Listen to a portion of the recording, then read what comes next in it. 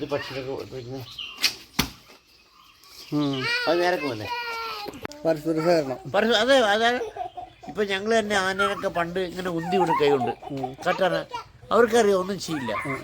നമ്മൾ hi friends, ഇന്ന് നമ്മുടെ ചാനൽ ആദ്യമായിട്ട് കാണുന്നവരാണെങ്കിൽ നമ്മുടെ ചാനലിൽ ഒന്ന് സബ്സ്ക്രൈബ് ചെയ്യണം. നമ്മുടെ സബ്സ്ക്രൈബർ നമ്മുടെ ചാനൽ കാണുമെങ്കിൽ ലൈക്ക് ചെയ്യുക, ഷെയർ ചെയ്യുക, സബ്സ്ക്രൈബ് ചെയ്യുക.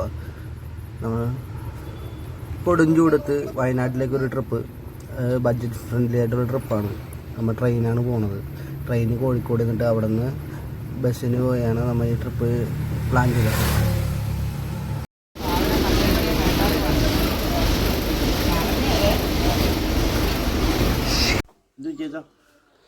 അപ്പാസനെ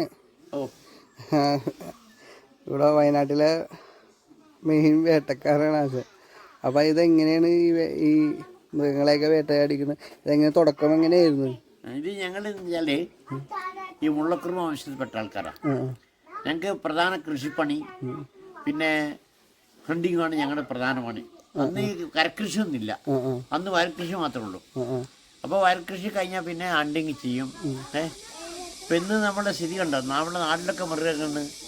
പണ്ട് നാട്ടിൽ മൃഗം ഇറങ്ങൂല, കാരണം വേട്ടയ്ക്കാൻ പോകും ഞങ്ങൾ കൂട്ടമായിട്ട് ഇങ്ങനെ വില്ലുവപ്പെടുത്തില്ലേ. അപ്പോൾ ഓണ സമയത്ത് തേട്ടം പിടിക്കാന്ന് പറയും, നായക്കളെ കൊണ്ടുപോയിട്ട്. ഇപ്പം മൃഗങ്ങളൊക്കെ ഉൾവനത്തിലേക്ക് പോകും. പക്ഷെ ഇന്നതല്ല, ഇന്ന് മൃഗങ്ങളൊക്കെ നാട്ടിലേക്ക് വരികയാണ്, കാരണം ഉൾവനത്തിൽ തിന്നാനൊന്നുമില്ല. അപ്പം അങ്ങനെ അതിൽപ്പെട്ട ആൾക്കാരാകുമ്പോൾ ഞങ്ങൾ പ്രധാനപ്പെട്ട 4 ഗോത്രങ്ങളുണ്ട് വയനാട്ടിൽ. ഞങ്ങൾ മുള്ളക്കുറുമ എന്ന് പറഞ്ഞാൽ ഞങ്ങൾ കൃഷിപ്പണിയും ഹണ്ടിങ്ങാണ്. പിന്നെ പണിയാന്ന് പറഞ്ഞാൽ അവർ എൻ്റെ ജോലി ചെയ്യുന്ന ആൾക്കാർ നല്ല, അപ്പോൾ അവർ പണിയെടുക്കുന്ന ആൾക്കാരാണ്. പിന്നെ നായക്കന്മാരെന്ന് പറയും, അവരൊരു ഗോത്രങ്ങളാണ്, കട്ടനായക്കന്മാരുടെ. അവർ അതിനൊക്കെ പണ്ട് 100 കന്നുകാലികളൊക്കെ ഉണ്ട്. അവർ കന്നുകാലി മേയ്ക്കാൻ ഭയങ്കര മിടുക്കന്മാരാണ്. പിന്നെ ഊരാളിമാരെന്ന് പറഞ്ഞ ആൾക്കാരുണ്ട്. ഞങ്ങൾ 4 ഗോത്രങ്ങൾ വേണം. അവരെന്ന് വെച്ചാൽ കല ഉണ്ടാക്കുക, ആയുധം ഉണ്ടാക്കുക. ഞങ്ങൾ ആയുധങ്ങൾ കൊല്ലന്മാരൊക്കെ അവരാണ്. ഈ അമ്പൊക്കെ അവരുണ്ടാക്കണം.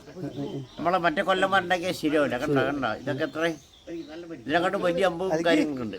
ഇതിൻ്റെ തൂക്കൊക്കെ കറക്റ്റായിരിക്കണം, അതിനവർക്കേ പറ്റുമോ. ഇതിൻ്റെ കൂട്ട് കാര്യങ്ങളൊക്കെ ഇപ്പോൾ ഉള്ള പുതിയ ആൾക്കാർക്ക് കൊല്ലന്മാർക്കൊന്നും അറിയില്ല. പിന്നെ ഞങ്ങളിപ്പോൾ മരിച്ചാൽ ഈ ഒരു അമ്പും ഈ ഒരു വലിയ ബോഡിക്കം വെക്കണം ആണുങ്ങൾ വെച്ചാൽ. അതിന് പോലൊന്നും കിട്ടാനില്ല, പക്ഷെ എങ്കിലും അതാണ് ഞങ്ങളെ ഉടയായുധം. ആ ഞങ്ങൾ ഈ വേട വംശത്തിൽപ്പെട്ട ഞങ്ങൾക്കിവിടെ വയനാട്ടിൽ 18 കോട്ടയുണ്ട്. ഈ 18 കോട്ട എന്ന് പറഞ്ഞാൽ നമ്മൾ കുറുമ്പാലക്കോട്ട മുതൽ ഇവിടെ തമിഴ്നാട്ടിൽ വേടംകോട്ട വരെ 18 കോട്ടയുണ്ട്. അതിന് ഓരോ കോട്ടയ്ക്കും പ്രകൃതിയാൽ അനുഗ്രഹീതമായി ഇപ്പം നിലനിൽക്കുന്ന ഒരു കോട്ട മാത്രമേ ഉള്ളൂ, പാക്കം കോട്ട, കുറുവാദ്വീപിൻ്റെ അടുത്ത്. അപ്പം അതിന് ഞങ്ങളൊരു കോട്ടക്കാർ കബനി നദി 18 കൈവഴിയായിട്ട് ഒഴുകുന്നുണ്ട്. അപ്പോൾ ഒരു വഴിയിലെ ഒരു കൈവഴിക്കാരനും ഒരു കോട്ടക്കാർ പോകാൻ പാടുള്ളൂ. ഇപ്പോഴങ്ങനെയൊന്നുമില്ല, പണ്ടത്തെ നിയമമാണ്. അപ്പോൾ അവരുടെ ആചാരങ്ങൾക്ക് അവിടെ പോയി കുളിച്ചത് കൊടുത്ത് വന്നിട്ട് വേണം അവരുടെ കാര്യങ്ങൾ ചെയ്യാൻ. അങ്ങനെ പ്രകൃതിയാൽ 18 ശരി, അത് കൂടൽക്കടവിൽ ഒരുമിച്ച് കൂടി പിന്നെ കബനിയായി കർണാടകയിൽ ഒഴുകി പോകും. അങ്ങനെ ഞങ്ങൾ പിന്നെ വയനാട്ടിൽ മാത്രമേ ഞങ്ങളുള്ളൂ, വേറെ എവിടെയും ഞങ്ങളില്ല. മറ്റുള്ള ഗോത്രങ്ങളൊക്കെ പല സ്ഥലത്തുണ്ട്. കാരണം പിന്നെ ഇതിപ്പോൾ എനിക്ക് എൻ്റെ അച്ഛൻ മുതൽ തലക്കിൽ ചന്ദ്ര ട്രോഫിക്ക് വേണ്ടി ഞങ്ങൾ ഗവൺമെൻറ് അടുത്ത് പരിപാടി ഉണ്ട്. അതിന് മുതലേ അച്ഛൻ ഞങ്ങളെ കൊണ്ടുപോകും. ഇപ്പം എനിക്ക് 4 മക്കളാണ്. അതിൽ ഒരുത്തൻ പോലീസിലും ഒരുത്തൻ മറ്റേ വേറെ പഞ്ചായത്തിലും ജോലിയാണ്. പക്ഷെ അവരൊക്കെ വലിയ വലിയ സ്ഥലത്ത് പോയി 50 തോന്നരാ. ഇപ്പോൾ പോലീസുള്ള ഇൻഡോർ പോയിട്ട് 3 സ്ഥാനം കിട്ടി അകലെ സ്ഥലത്ത്. പിന്നെ 2 പാട്ടിയാളെ പോയി 50 തോന്നും. ഇപ്പോൾ എനിക്ക് 10 പേരെ കുട്ടികളുണ്ട്, അതിൽ 8 പേരും 50. കാരണം ഞങ്ങളുടെ വിദ്യ ഞങ്ങളുടെ കുട്ടികൾക്ക് പറഞ്ഞു കൊടുക്കണം. ഇപ്പം ഞാൻ ലോകത്തിന് പറഞ്ഞു കൊടുക്കുന്ന ഒരാളാണ്. ഇപ്പം എനിക്ക് ഡൽഹിയിൽ നിന്നുള്ള അവാർഡ് കിട്ടി, 1 ലക്ഷം റുപ്യയും ഉപരാഷ്ട്രപതി എൻ്റെ അവാർഡൊക്കെ ഒന്ന് അവിടുന്ന് പറയുന്നത് അറിയാം. ഭാരതത്തിൻ്റെ മാത്രം ദണ്ഡുവേദാചാര്യനല്ല, ലോകത്തിൻ്റെ ദണ്ഡുവേദാചാര്യനാണ്. ആ ഒരു ഇതൊക്കെ പറയാം. അപ്പോൾ ഞാനുള്ള യോഗ്യൊന്നും ആളല്ല, പക്ഷെ എങ്കിലും അതൊക്കെ വരികയാണ് എൻ്റെ അടുത്ത്. ഞാനൊന്നും അങ്ങോട്ട് പോകാറില്ല.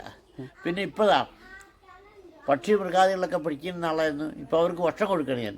അതുകൊണ്ട് വിദേശത്ത് പോകാനൊന്നും എനിക്ക് പറ്റില്ല, കാരണം ഞാൻ കഴിഞ്ഞാൽ അവർക്ക് നേരെ സമയത്തിന് ഭക്ഷണം കിട്ടില്ല. കാരണം ഇത് നമ്മുടെ മനുഷ്യൻ്റെ വ്യതിയാനം കൊണ്ട് മലകളും കാടുകളും എല്ലാം നശിപ്പിച്ചു. ഞാനടക്കം പണ്ട് കായികനി നിന്നിട്ടാണ് ജീവിച്ചത്, വയറ് നിറച്ചത്. കാരണം അന്നം അത്ര കിട്ടാനില്ല. ആ കായികനികളൊന്നും കാലാവസ്ഥൻ്റെ വ്യതിയാനം കൊണ്ട് ഉണ്ടാവുന്നില്ല. എന്താ നമ്മുടെ ഗവൺമെൻറ്റിനെയും സർക്കാർ ഉദ്യോഗസ്ഥന്മാരും ഗവൺമെൻറ്റാണ് അതിൻ്റെ മെയിൻ ആൾ. കാരണം കാട്ട് വന്നില്ലെങ്കിൽ നാട്ടിലിറങ്ങല്ലേ, നമ്മളിപ്പോൾ ഇവിടെ പൈസ ഉണ്ടാക്കാൻ പറ്റില്ലെങ്കിൽ അവിടെ പോകും. അങ്ങനെയാണ് അതിൻ്റെ സ്ഥിതി. അതുപോലെ തന്നെ ഇപ്പോൾ നാട്ടിലേക്ക് ഇറങ്ങുന്നു, അവർ ഭക്ഷണ സാധനം കിട്ടുന്നു, വാഴയും ഇപ്പോൾ കിട്ടുന്നിടത്ത് ഇറങ്ങി തിന്നാണ്. ഇപ്പം ഇന്നാൾ നിങ്ങൾ നിസ്സാര സംഭവം ഉണ്ടാവും, ആന വാഴ ഇങ്ങനെ പറിച്ച് തിന്നാണ് തളിക്കുന്നത്. അപ്പം ഒരു വാഴൻ്റെ മുകളിൽ ഒന്നും ചെയ്തില്ല ആന. എന്താ സംഭവം എന്നറിയോ? അതിൽ കിളിക്കുഞ്ഞുങ്ങളുണ്ടായിരുന്നു. അത് കിട്ടുള്ള കരച്ച കിളി കരഞ്ഞപ്പോൾ അതുമ്പോൾ തൊട്ടില്ല, ബാക്കിയുള്ളൊക്കെ തിന്നു. അപ്പോൾ അവർ കൂടി ആ പ്രകൃതിയോട് എത്ര ഇണങ്ങിയിട്ടാണ് അവർ ജീവിക്കുന്നത്. കാരണം അവൻ ഇത് കൂടി വെച്ച മരമാണെന്നുള്ളത് മനസ്സിലായിട്ട് വാഴ തിന്നില്ല ആന. അതെ അതാണ്. ഇപ്പം ഞങ്ങൾ തന്നെ ആനയൊക്കെ പണ്ട് ഇങ്ങനെ ഉന്തി വിടും കൈകൊണ്ട് കട്ടാന, അവർക്കറിയാം ഒന്നും ചെയ്യില്ല, നമ്മളൊന്നും ചെയ്യില്ല. ഇപ്പം ടൂറിസ്റ്റ് മണ്ണം കട്ടിയൊക്കെ വന്നിട്ട് കല്ലെടുത്തെറിയ ഇങ്ങനൊക്കെ ചെയ്യുന്നതുകൊണ്ടാണ് ആന ഉദ്ധരിക്കുന്നത്. കഴിഞ്ഞ ഒരു ഇടയ്ക്ക് മറ്റേ പുതുപ്പള്ളിയിൽ ആന ചേട്ടനെ കുത്തി ചവിട്ടിക്കൊന്നല്ലോ, അത് ജനവാസ മേഖലയിൽ ഇറങ്ങിയേക്കണേ. അത് ജനവാസ മേഖലയിൽ വരികയല്ലേ, കാരണം അത് കർണാടകത്തിലെ ആനയല്ലേ, കർണാടകക്കാർ പിടിച്ചുവിട്ട ആനയാണ്. അയാൾ കല്ലടിച്ച് എടുത്ത് എറിഞ്ഞപ്പോൾ ശേഷമാണ് അയാൾ പുറകെ പോയിട്ട് മലി ചവിട്ടി പൊളിച്ചിട്ട് ചവിട്ടിക്കൊന്ന്. ഇപ്പം തന്നെ ഇവിടെ വനത്തിനുള്ളിൽ ഇഷ്ടംപോലെ ആൾക്കാർ താമസിക്കുന്നുണ്ട്. അവരൊന്നും അങ്ങനെ ചെയ്യുന്നില്ല, കാരണം അവരവരെ പടം വെക്കും, ഇവർ പടം വെക്കും. നമ്മൾക്ക് ഇപ്പം ഞാൻ ഇപ്പോൾ ഒരു കാര്യം പറഞ്ഞാൽ തരും, മനുഷ്യൻ്റെ ധാരണ എന്തരും, മനുഷ്യന് വേണ്ടി ജീവിക്കാനാണ് ഭൂമി ഉണ്ടാക്കിയെന്ന് ദൈവം. ഇവിടെ സർവ്വചരാചരങ്ങളും ജീവിക്കണം, അവർക്കെല്ലാം ജീവിക്കാനുള്ള സൗകര്യം വേണം. ഇപ്പം മലയാണെങ്കിലും എവിടെ ഒരു വനം പോലും ഇല്ല, പിന്നെ ഇവരെവിടെ പോകും? ഇപ്പോൾ വനം തന്നെ ഫോറസ്റ്റ് ഉദ്യോഗസ്ഥന്മാർ വേണ്ട വിധത്തിൽ കൊയിലിയോ കാര്യങ്ങളൊക്കെ ഉണ്ടാക്കിയിട്ടുണ്ടെങ്കിൽ നാട്ടിലിറങ്ങില്ല. പിന്നെ നാട്ടിൽ ഇറങ്ങാതിരിക്കാൻ നിവൃത്തിയില്ലല്ലോ. ഇവിടെ ഇപ്പോൾ എന്തെല്ലാം ഭരണ സംവിധാനമുണ്ട്, പോലീസും പട്ടാളമൊക്കെ ഉണ്ടായിട്ടും കള്ളന്മാർ ഇതില്ലേ. മൃഗങ്ങൾക്ക് തിന്നല്ലെങ്കിൽ അവർ കാട്ടിൽ നിന്ന് നാട്ടിലേക്ക് ഇറങ്ങും, വീടുണ്ടാക്കിയ സാധനം തിന്നും. അതിന് നമ്മൾ ബുദ്ധിമുട്ടിച്ചൊന്നും കാര്യമില്ല. കുടിക്കാനുള്ള വെള്ളമില്ല, കാരണം മഴയുടെ വ്യതിയാനം കൊണ്ടേ. അപ്പോൾ മഴക്കിണറ അല്ലെങ്കിൽ എന്തെങ്കിലുമൊക്കെ, അതായത് കാട്ടിൽ ഇതിനൊക്കെ സൗകര്യം ഉണ്ടാക്കണം. പണ്ട് ഇഷ്ടംപോലെ അരുവികളും ഈ തലക്കുളം എന്ന് പറഞ്ഞ ഉണ്ടായിരുന്നു പണ്ട്. ഓരോ കൊല്ലികളുടെ മേലെ ഒരു കുളം ഉണ്ടാവും. ഇന്ന് അതൊക്കെ വെട്ടി നിരത്തി വയലാക്കി. കൊല്ലിന്ന് വെച്ചാൽ പിന്നെ നീർച്ചാലുകൾ. അപ്പൊ അവിടെ വെള്ളം ഉണ്ടായി കഴിഞ്ഞാല് അതിന്റെ താഴോട്ടുള്ള കിണറുകളും എല്ലാം വെള്ളമുണ്ടോ, ഉറവുണ്ടോ. ഇന്നിപ്പോ അതൊക്കെ നശിപ്പിച്ചപ്പോ, തലക്കുളങ്ങളൊക്കെ നശിപ്പിച്ചപ്പോ ഈ ഉറവകളൊക്കെ പറ്റി. എവിടെയും വെള്ളം നിൽക്കാൻ സമ്മതിക്കില്ലല്ലോ. ഇപ്പൊ ഭൂമിയിൽ വെള്ളം പോകാൻ സൗകര്യമില്ല, കാരണം ഇന്റർലോക്കും മറ്റേ ലോക്കും മറിച്ച ലോക്കും അത് തമാശല്ല. മനുഷ്യന് വരുത്തി വെച്ച വിനിയാണ് ഇതൊക്കെ, അല്ലാതെ ഇവിടെ ആരോ എന്തോ ചെയ്തു പോയതല്ല. ഇപ്പൊ നമ്മളിപ്പോ ഉണ്ടോ മണ്ണ് ചോട്ടാൻ പറ്റില്ല. മണ്ണും മനുഷ്യനായിട്ട് ബന്ധം വേണം. ഒരു അരമണിക്കൂറെങ്കിലും മണ്ണായിട്ട് ബന്ധം വേണം മനുഷ്യന്. മണ്ണിന് കുറെ കഴിവുണ്ട്, നമ്മുടെ ആവശ്യമില്ലാത്ത രോഗപ്രതിരോധ ശക്തി വലിച്ചെടുക്കാനുള്ള കഴിവുണ്ട് മണ്ണ് ശരീരത്തിൽ നിന്ന്. അതാണ് നഗ്നപാതമായിട്ട് നമ്മൾ മണ്ണിൽ നടക്കണം അരമണിക്കൂറെങ്കിലും. ഷോട്ടും ബൂട്ടും ഒക്കെ ഇട്ടിട്ട് കാര്യമില്ല, രോഗങ്ങൾ വർദ്ധിക്കും. അത് തമാശയല്ല, ഇടണമെന്നല്ല, ഇന്ന് ഇടാതെ നടക്കാനും പറ്റില്ല, കാരണം അത്രയും കെമിക്കലും കാര്യങ്ങളൊക്കെയാണ്. ഇന്നിപ്പോൾ കുടിക്കുന്ന വെള്ളം അടക്കം കെമിക്കലാണ്, പച്ചക്കറി കെമിക്കലാണ്. എന്താ ചെയ്യുക? ഇതുകൊണ്ട് എന്തിനാ വിഷം വെച്ചിട്ട് പൈസ ഉണ്ടാക്കിയിട്ട് എന്താ കാര്യം? ലാഭത്തിന് വേണ്ടി പണം.